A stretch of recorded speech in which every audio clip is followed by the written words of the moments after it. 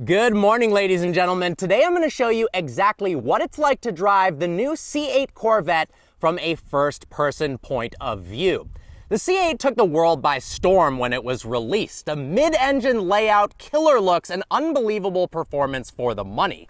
No longer was the Chevrolet Corvette a poor man's Ferrari, but instead an incredible sports car that truly is underpriced. Going mid-engine was a really big deal for Chevy. There's been 8 generations of the Corvette since its inception in 1953, but the first 7 generations were rear-wheel drive and front-engine. It was a massive leap of faith to go mid-engine, but it has paid off in spades. Under the hood of the new Corvette lies a 6.2-liter naturally aspirated V8 dubbed the LT2.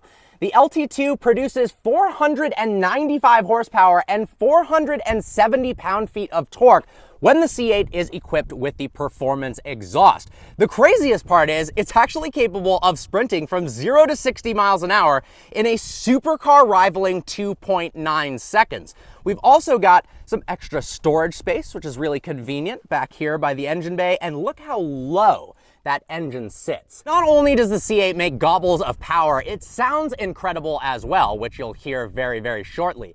It also looks really, really good. This combination of gorgeousness and aggressiveness. The front end honestly kind of reminds me of a combination of the McLaren GT and a Ferrari LaFerrari, both of which are massive compliments. I love the side wing mirrors, as well as that massive vent for cooling, because it is a mid-engined car now. The only thing I really am not a fan of is bits of the rear end. I think the taillights look a bit too Camaro-esque, but honestly, overall, a really killer looking design. Now, let's go ahead and hop on to the interior of the C8. It's actually got a hidden door handle right here. Opening up the C8 reveals an interior that is so radically above and beyond any Chevrolet Corvette before it. It's actually unbelievable. The mix of leather and Alcantara, as well as carbon fiber throughout the interior, is truly amazing. And no longer can you claim that, well, it's kind of a fiberglass, cheaply made V8 car with a plasticky interior. Just look at this thing. Now, before we hop in the C8, I want to talk about 2 other massive improvements over the previous generation. Finally, we have gotten rid of the leaf spring suspension, and we now have full coilovers on all 4 corners, as well as double wishbone front suspension. Now, because there's no engine in the front, we've actually got much more space for packaging, so they've been able to improve the suspension geometry immensely. Every body panel on the C8 is made of aluminum, save for 2 pieces of carbon fiber. Now, originally Chevy wanted to use more carbon, but it would have increased the MSRP by too much. Overall, weight is up by 100 pounds over the last gen, but torsional rigidity is up 18%, even with the roof off. All right, guys, it's time to drive this thing. The interior of the C8 is gorgeous. I mean, look at this thing. I love the cockpit type feel you've got because of this wraparound center console. It creates your own little environment for the driver versus the passenger. I will say it's a little bit less of an airy space. It's a little more claustrophobic feeling than something like a Ferrari 488 or a McLaren 720S, but it does have its own coolness, being kind of tight and locked in here. We've got a massive 12-inch digital display for the tachometer and speedo, as well as a touchscreen display for the infotainment. Now, this actually changes based on what driving mode you're at. Multiple driving modes to choose from using this selector right here in the center console. I love this leather with a contrasted stitch. We'll go ahead and twist. Right now we're in tour mode, which is like a street mode. Then we can go to sport mode, obviously more aggressive. Then my favorite, we've got track mode. Check out the horizontally opposed tachometer. That is gorgeous. We've also got Z mode. If you click that, it's a fully customizable mode that I have set up to basically be in full track mode. But over here, we can control the steering, the suspension, the engine, the brake feel, the engine sound, as well as traction control management. Speaking of steering, the steering wheel is a very interesting square shape, but it actually does feel really nice in your hands, particularly with that Alcantara. I like the little leather stripe at the top. Now, finally, we've got an 8-speed dual clutch transmission with paddles that feel absolutely incredible to pull. That is a massive improvement over the last generation C7, which had a terrible transmission if you got it with an automatic. There's only really two things I don't like about the Corvette's interior, one of which is this rear view mirror camera. Now, if you look out the back, you really can't see much. So the camera does give you better visibility, but something about how zoomed in it is, and also its distance from your face, it's kind of hard for my eyes to focus on it while I'm on the road. You have to really drive it to see what I'm talking about. The second thing is the placement of the cup holders right here is such that sometimes if I'm resting my elbow, I actually accidentally push that and then this opens and closes. There's also not very much storage space inside the car. Now, obviously in the back and in the front, there's tons of storage, but actually inside the vehicle itself, there is not very much. Now, these are the upgraded GT2 seats, which you can get for $1,000. Otherwise, they come standard in the 3LT level trim. So there's 3 different trim levels, there's 6 color options, and 3 different seat options to choose from. The LT1 trim comes with push-button start, an 8-inch touchscreen, etc. Some good creature comforts. Then the 2LT, which this one is, gives you heated and cooled seats. Now, interestingly, the driver's side controls are the top row of buttons and the passenger side are the bottom row of buttons. I've actually found myself reaching more quickly for the bottom side because that's closer to me when I'm driving. I kind of wish they had flipped that. But still, really cool creature comforts, nice mix of Alcantara and leather. If you don't get the 3LT package, you can pay $1,000 for the upgraded competition seats, which I think are necessary. They look awesome, they've got carbon fiber, and they fit really, really well. All right, time to start driving this. Let's fire up the new C8, shall we? Foot on the brake. Nice aluminum stop-start button right there. Fire up that 6.2 liter V8. Now we're gonna put it straight into track mode because we're at Angeles Crest National Forest. Manual mode, click the M button right there. Actually shift into drive first, then click the M button, and off we go.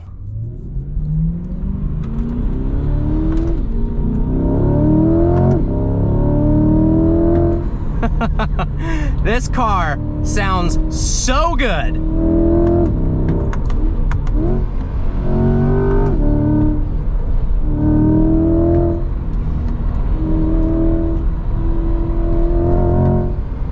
You know, Corvettes have always looked good. They've always sounded good.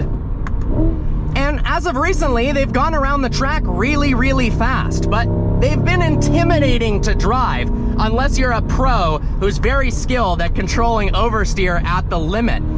In this C8, because it only has 495 horsepower and it's mid-engine, so you got more weight over those rear wheels, you can toss this car through corners so much harder than you'd be able to in a previous generation Corvette with so much more confidence.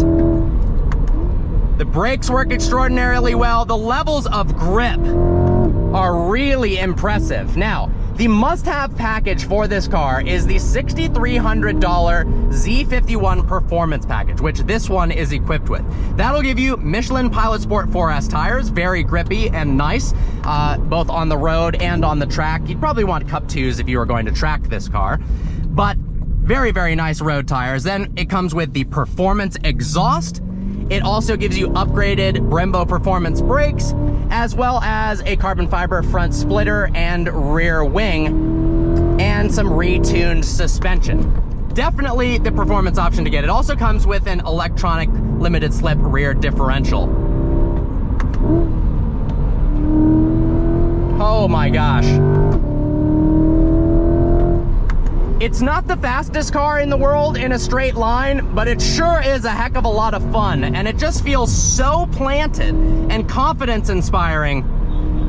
This really would be a great car to learn how to drive really quickly and efficiently, both on the road and on the track.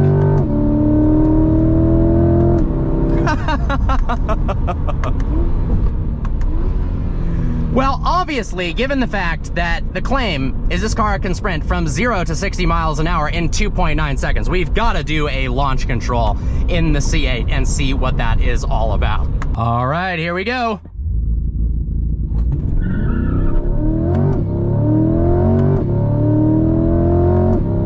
Damn, that was impressive. Wow.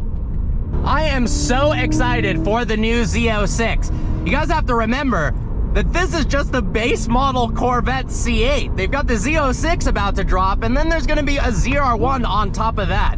The fact that you can get this levels of performance for the money is unbelievable. Now, speaking of the money, This car was $60,000 as a base price. Now it's $62,000 in 2022. However, the car has such high demand that they are going for well over sticker price. If you look for a used 2020 car, you can find them for 85 to 95 grand, but pretty much nothing below that. You definitely are not going to walk into a dealership and buy a new C8 for $65,000, say that. But even in the $85,000 to $95,000 range, you'd be hard pressed to find another sports car that's that new, that'd provide anywhere near this level of enjoyment on the street and the track.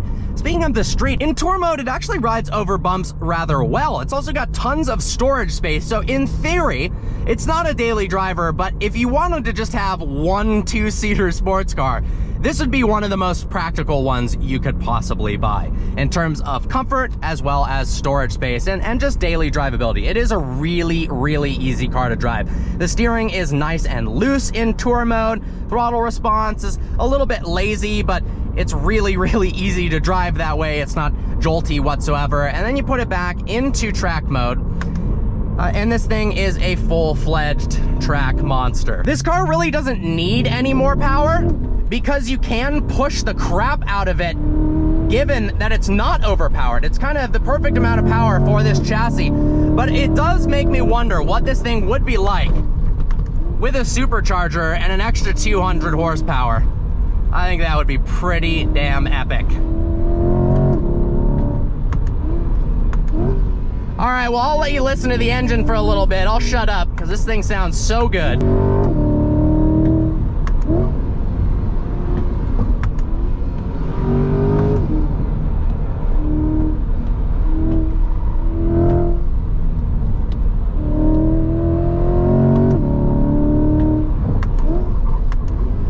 Man, the brakes work well.